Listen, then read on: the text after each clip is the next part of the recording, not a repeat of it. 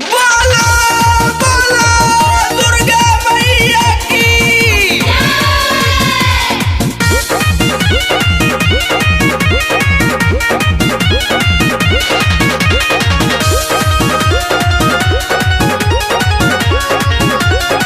भोले माई के चरण कले पूजा रे चान अभी सबन शादी चला पाटू है।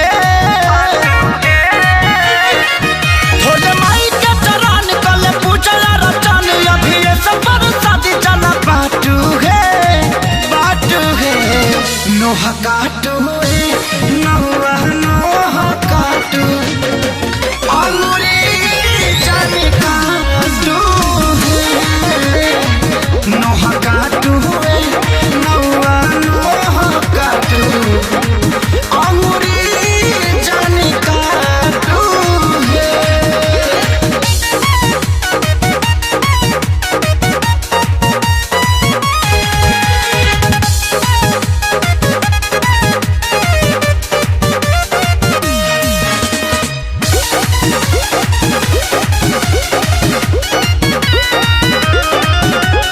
सुनिया मारौआ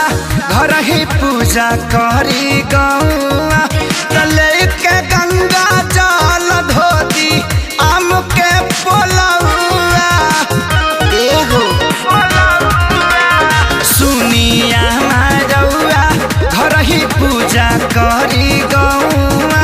तले के गंगा जल धोती आम के पोलौआ लेके गाय के गोबर लिपि चौका पूरे भरे नाना तो से कहत कि चौर छाटू है नोह काटू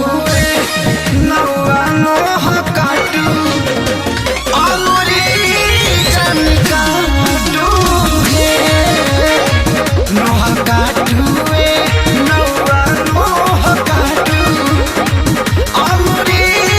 जन काटू है।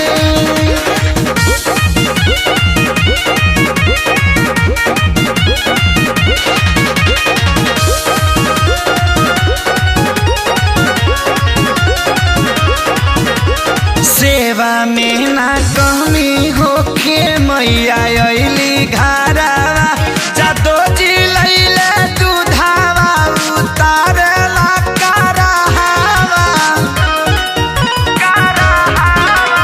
सेवा में ना कमी होखे मैया अइली घरवा जादो जी लैले दूधावा उतारला कराहवा सुन सही रखे सारी गलती करलो ना भारी आ सुनील कमल के डाटू है नोह काटू नोह